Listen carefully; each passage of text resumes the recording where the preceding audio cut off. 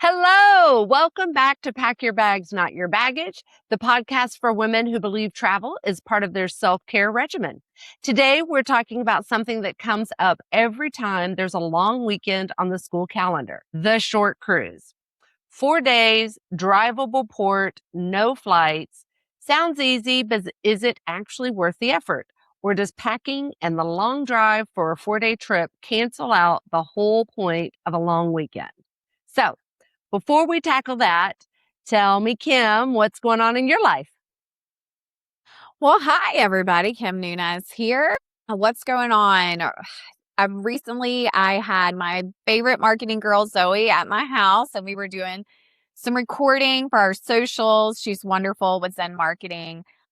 So we've been doing that lately. I am deep in class. My students are amazing. And what I love about my students and my job this year is just being with other people who are business minded and are positive about business, have a positive drive. And I just feel like happy all the time. So it's like really awesome. Like it's really who you surround yourself with, and I think that's part of self-care, being around those, who push you, who make you better. And I'm definitely feeling that right now in all aspects of my life. I love that for you. So, Mallory, what's up with you? So I play softball. So we won our league championship recently. Yay! And Congratulations! Yay!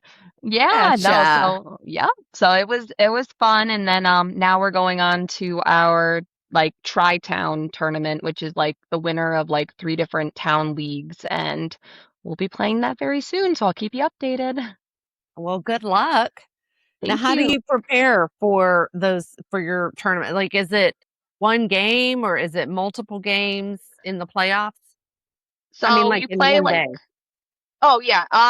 So for the playoffs for the town, it was one game, and then we played the following week. And then for the tri-town or the multi-town, you play 2 games, and it's 3 towns, so it's the best, whoever has the best record, and if there's a tie, it's like runs against or something like that. Mhm. But yeah, that's kind of how it works. Cool. Yeah, I asked because just last Sunday we had our playoffs for my volleyball league, and it's tournament style. So we were the number 2 seed, so we played against the number 3 seed, but we had the second game. So it's like a 3-game tournament. So 1 versus 4, 2 versus 3, and then the finals. And yeah, we had the best layout, so we got to play in the second game, and so then we immediately went to the final. But the other team was definitely better than us. So, but I got a few blocks on this girl that was hitting really hard. And I was like, yes, the old lady can still do it. I can't believe you do it. I got invited to play adult volleyball like 2 years ago, and I was like, yeah, I'm active. I'm an athlete. I can do this. And it was co-ed, and a guy spiked it, and I literally just moved out of the way and watched it. I was like, no, this is not for me. Yeah, I played volleyball until I had my daughter. I played a couple of seasons. It's fun. I mean, I would get back into it, but I just haven't yet. Yeah. Well, you got a lot going on. Yes. Yeah. 3-year-old. Yeah. But yeah, Kim, I mean, co-ed is a whole different beast. We had a whole conversation about it after the tournament when we all went out for Mexican food and margaritas. And we have all gotten to the point where we're just like, I don't like playing with men anymore, because a lot of times, it used to be because I could usually hit better than half the guys on the court and dig better than most of the guys on the court, but they sit there and they assume just because they're 6 inches taller that they can hit better and that they can play better. And I was like, I don't have time for you. You need to go away, Yeah. Now it's like they hurt people, these big old guys. And I had a friend that literally got punched in the face and it split her lip by a guy. They were both going for the ball. I mean, she called the ball. It was her ball. He just came out of nowhere. And it was all accidental. but she had to go to her oral surgeon and get her lip, everything repaired and on the inside and on the outside. And I was like, I'm done. After seeing what happened to Stephanie, I am just not playing with men anymore. Yeah. No. Not for me. No, no, me neither. So that's what's going on in my life. We had our volleyball playoffs Sunday, and Well, we I'm in a were the room with best of the worst. champions, so I feel like I need to go join a league and ball out or something. So, Great company. I've all said it right, before. go Got to be ahead. around people who make you better. That's right, exactly. And I tell you, and I'm sure Mallory feels the same way. It's like when you have something like that in common, like it's such a simple thing of sport, Mhm. but when you all have that in common, it's I don't know, it just makes it easier to talk about all the other stuff that we as Yes. women like to talk about. Yes, agreed. We Yes. have those things in common. Great.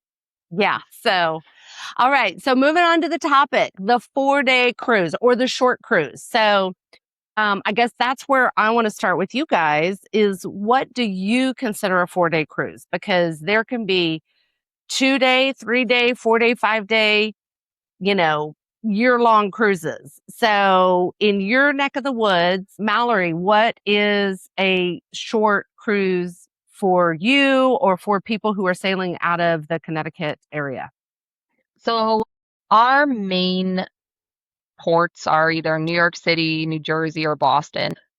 Because they're not very close to warm weather, they tend to be seasonal Hmm. and normally have to be a little bit longer than like a 3 or 4 day.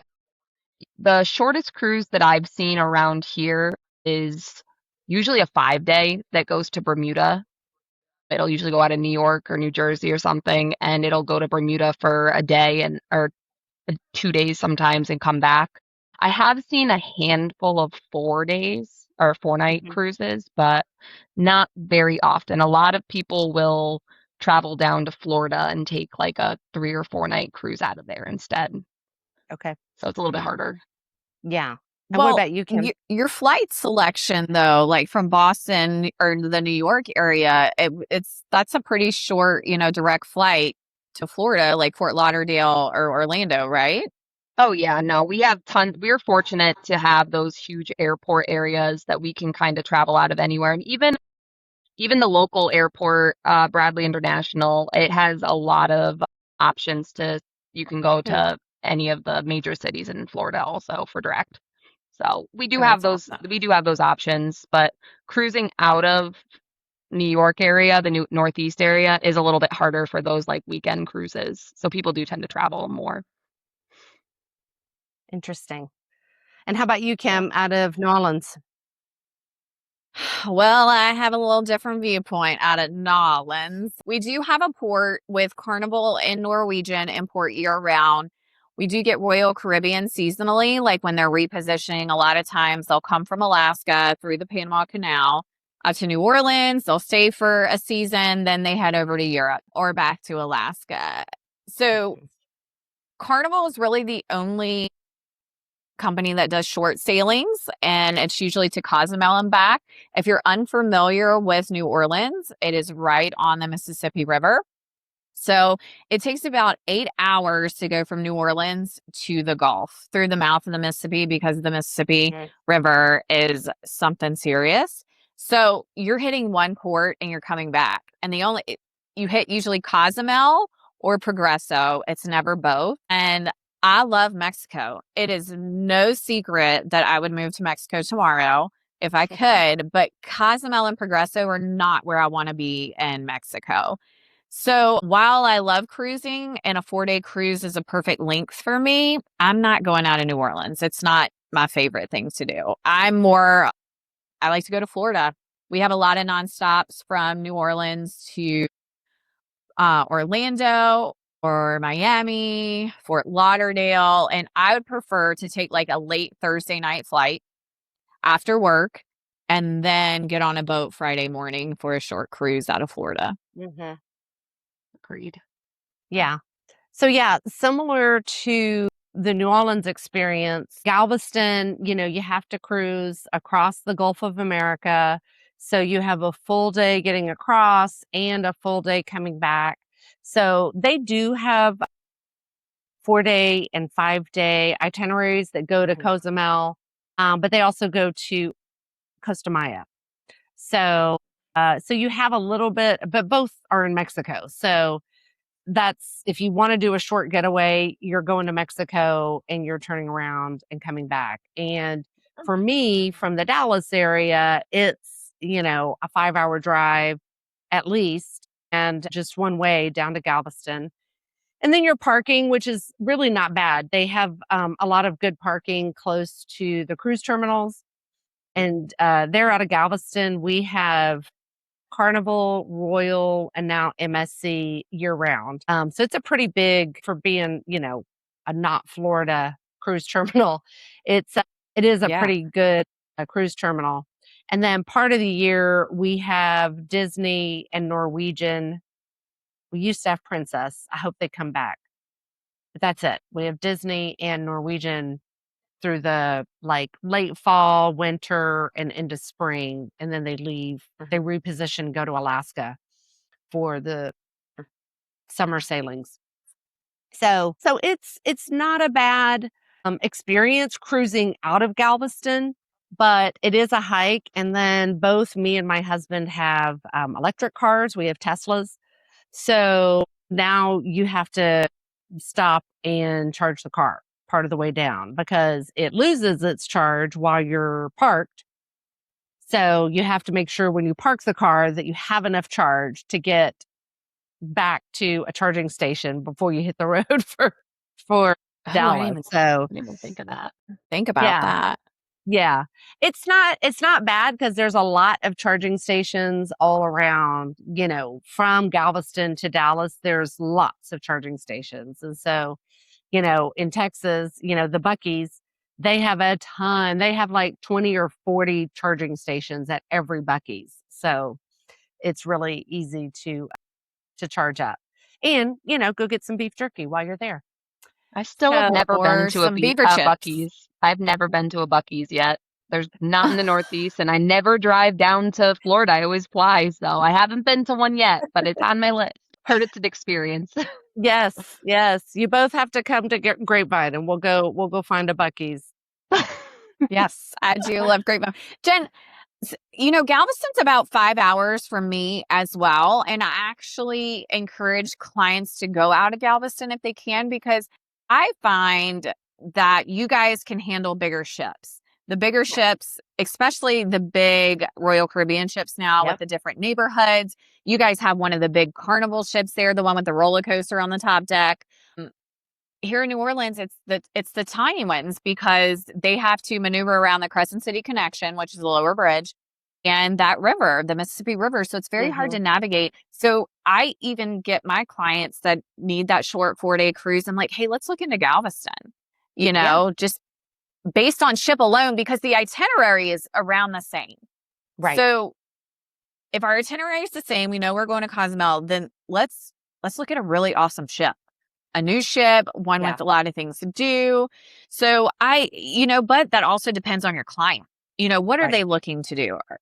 Are they going to stay in the spa all day, or do they want to go play trivia? Because I'm going to play trivia and watch some shows. Yeah. Yeah. And again, Galveston, there's a couple of hotels where you can, if you want to go a day early and spend the night, and then you can leave your car while you cruise. And then it's easy to get the discounted parking. And, Royal Caribbean built their own cruise terminal. So they actually have parking like right there. So you can easily park and walk. Reserve your parking ahead of time because it does fill up fast. But yeah, even the Port of Galveston parking, I think is what it's called, they send me coupons constantly for, cheap parking there. And it's covered, it's guarded. So because Galveston is not the best neighborhood, it's kind of a rundown, rough island because it is an island off the coast of Texas. So that would be my advice. I guess I'm doing my takeoff early, but Yeah, definitely book like the covered, monitored lot if you're going to park in Galveston. So, okay. So, all right. So, if let's assume we're talking to our client who really doesn't want to pay the price of flying for whatever reason, or maybe they're doing a big group is going and, some of the people just can't afford the flight. So everybody has to drive. So how do we feel about loading up the car, making the drive? Like if you're driving 5 hours, let's say, you're doing your cruise and then you're doing it all in reverse to come back home again. Do we think it's worth it? Kim, what do you think? Yes, because it gets you away from your normal everyday life for 4 days, for 4 nights, and you get to escape. I don't have to worry about doing laundry. I don't have to worry about cooking. I don't have to worry about breakfast. All those little things that us as moms have on our plates, I don't have to worry about that. So even though, I say that New Orleans is not my favorite location for 4-day cruises, if that's was my only option, I'll see you tomorrow at the cruise port. Because any cruise is better than no cruise, in my opinion. So definitely, I think it's worth it. I think it's worth it to get away and really clear your head, relax. It's relaxing to me. And I don't always pack my car. I usually because I live about an hour from the cruise port in New Orleans. So instead of paying to park, so if I do a paid covered parking that's guarded, it's like $250. So I usually I have a guy that has a car service here on the North Shore, and he picks us up and takes us, and it comes out cheaper. So for me, in that sense, that's worth it to me because I'm not even worrying about my car at that point. He is dropping me off at the door, curbside service, and I love it. So those are the pluses of going out of New Orleans. For me and for my clients around here, anytime I have somebody go out of New Orleans or even fly out of New Orleans, I'm like, oh, let me give Chris a call. He can hook you up. He'll take you, he'll start your trip off so easy. So it's definitely worth it in my opinion. Nice. How about you, Mallory?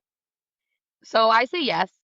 I am a person that likes to take multiple trips a year, multiple shorter trips a year to get away because I feel like having it broken up multiple times a year just makes it so much better. Like instead of sitting and waiting, I like to have that. So having those little refreshes and going for a 3 or 4 night, it's a little bit harder in the Northeast to be able to do the shorter cruises around us, but there are them, and the cruise ports from where I am are an hour and a half either from to New York or 2 hours from Boston. So they're really not too bad. And Kim, I like that you mentioned the car service. The car services around us are expensive, but we have the train that takes us to New York City, which then you can take a taxi straight to the port, which is another great option and cost saving as well, because they can be expensive. Parking is always expensive. Yeah. Well, and I can only imagine the traffic driving down into New York, New Jersey to that cruise port. So that is stress in itself, the driving part. So if we had a train here that would get me from the North Shore to New Orleans, I'd be on it in a heartbeat. Yes. Yeah. I just used it for Portugal, so it was really convenient. It's like $30. It takes you 2 hours down to Grand Central in New York City. It's great. Nice. Pro tip. Yeah. Okay, so I have a question about that real quick. Time out on our 4-day cruise. So you took it to Grand Central. What do you take it from Grand Central to the airport? How does that work, or do you taxi from Grand Central? So they just opened up the Long Island Railroad. So what you'll do is you'll come from Connecticut to Grand Central, and then there's the Long Island Railroad, which is connected to Grand Central, which will take you to Jamaica, which is 2 stops up. It's a 10-minute little commuter train. And then they have it's called an air train that takes you to the terminals of JFK. So that's awesome. it's That sounds confusing, but it's really not that bad. I've done it twice so far, and I would never take young kids on it because it's a lot. But if you're going on like a quick getaway, or if you're going solo, or it's adults or whatever, easy peasy. And it's just like a nice, relaxing train ride. So ask Okay. Ryan. He actually went on it with me when Yeah. his flight got canceled. So So, yes, yeah, I agree with everything that you guys said because sometimes a family just needs to have a getaway. Like they just need something, a change of scene, like you said, Kim. And so the fact that your kids are not missing school, you're not having to take time off from work, that's huge to just have that quick getaway where everybody can take a breath and then, recharge and come back to all the stuff, the sports and the after school activities and the work Yeah. and blah blah blah, homework, all the stuff. So who would we say these types of trips are good for? Mallory. I mean, it could be for honestly anybody, but I've been talking to my girlfriends for the longest time, a nice little girls getaway weekend, Mm, maybe mine are my coworkers. Like we've talked about it many times, like at my day job we've been wanting to go on one of those like 3 night, like Florida cruises, but sure. just haven't yet, but Yeah. maybe we can soon. Who do you see, Kim? Well, I'm gonna agree with Mallory on the girls. I've done a short girls getaway, all adults, and I've done like girls, moms and kids before, and that's been fun. But also in the current stage of life we're in with all the ball sports that we're doing, like this is great for those families that have kids involved in so much. And like it's Mhm. like the stars align and you have the weekend off. Yeah. It's like, what can we do to get away and rest? Oh, 4-day cruise, 3-day cruise. Let's get you on it. I can have you there in an hour just so you can get away from real life. So I think that's, really important as far as like when those schedules align, just Right. taking a break. Yeah. Mhm. Yeah. Busy Yeah. You got families, on it. nope, yeah, busy families, like it's just cruises are so easy, like everything's included. Like once you get on board, it's you're just relaxing. You get to kind of do whatever you want. The food's included, sometimes the drinks Yeah. are included. You don't have to worry about anything. So it's just like easy for all types of people. Yeah, absolutely. And the one group that neither of y'all mentioned is the first time cruiser. So I feel like these It's a good one. short cruises are perfect for people who have never done a cruise, or maybe they have a fear of cruising. They've seen this movie where the ship broke down and blah. And so these kinds of short cruises are the perfect way for people to get a taste of it, see what it's like, and decide. I mean, maybe it really isn't for them. Cruising isn't for everybody, but you haven't invested a ton of money, you haven't invested a ton of time, and now you know whether you're a cruiser or not. Agree. I do that all the time. I always recommend 5 nights or less for your Yeah. first cruise because you don't want to be stuck on that ship for 7 nights and you hate it. Yeah. Yeah. Or you didn't realize you have motion sickness and you Yes, that's a good haven't one. brought any stuff because you didn't know you had a problem with it. Yeah. Exactly. Great, great point. And now I'm thinking back to my very first cruise ever. It was a 4-night sailing because, Yeah. and, I was that person. So growing up on the Gulf Coast, I been in a boat multiple times, but when we would go off the actual Mississippi Gulf Coast, when I would lose sight of water, my nerves and my stomach would get the best of me and I would Mm, get super anxious. Not exactly motion sickness, but, just anxiety sickness. So I was so nervous about going on my first cruise. And I'm like, what if I can't see land and I freak out? What am I going to be able to do? Because I can't uh-huh. get off. I can't go back, Right. Right. And finally, a very good friend of mine, he's still my friend to this day. We cruised together. We vacationed together. He finally talked me into it. And he's like, let's just go on this 4-day cruise. It's not bad. It's not expensive, all the things. And 6 years later, here we are. So, who do we think it's not for? Kim, did any group of people come to mind immediately? Yes, my season cruisers, Mhm. those who are more of luxury cruisers, because those short getaways, you're gonna have like the family crowd, the party crowd. I know out of New Orleans, those short sailings are big time party crowds. Oh, yeah. And Yeah. I actually had a request for a bachelorette party. They wanted to do a 4-day sailing out of New Orleans. They're going to party, which is okay. But if you're not looking for that party scene, and if you're looking for a real luxury experience with great ports, I'm not putting you on a ship like that. I'm not putting you on a cruise like that. Yeah. Yeah, 100%. Yeah, because and especially out of our ports in Louisiana, well, all 3 of our ports, if you want something different because you've already done the Nassau and Cozumel and Costa Maya and, all of those usual ports, it's gonna take you at least 4 days just to get to the area of Aruba or, Curacao or any of that. So, yeah, you can't do anything unique or different on a short cruise like this. What about you, Mallory? Did any other groups of people come to mind that this would not work for?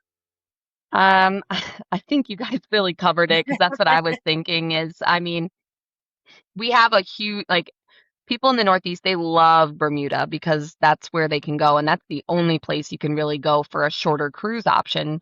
Because Yeah, it takes like 2 or 3 days to get to Bahamas. Like they usually stop. Our normal like 7 night cruises go from New York to Florida. They stop in Orlando, then they go to the Bahamas, and then they come back. So you really do need to have that extra time if you want to explore those different options, those different yeah, islands.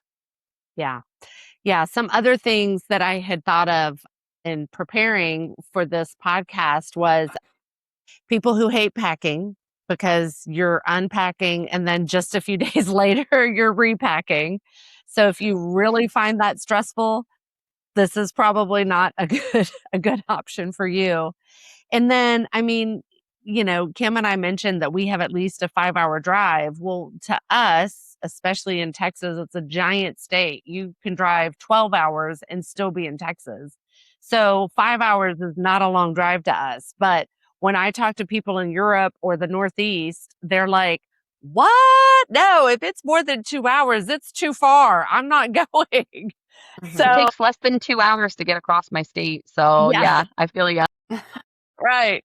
So for people who hate long drives, if they just cannot stand a 5-hour drive, then then it's not going to be worth it for you to do Right. this short cruise. So that's all I could think of for people who probably shouldn't be doing it. But otherwise, I think we're all agreed that if you have the time and you need to get away, go get away, do it.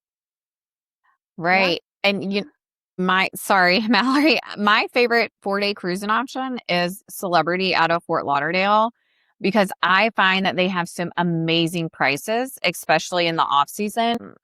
It was last year or the year before. I did a celebrity cruise. It was 4 days.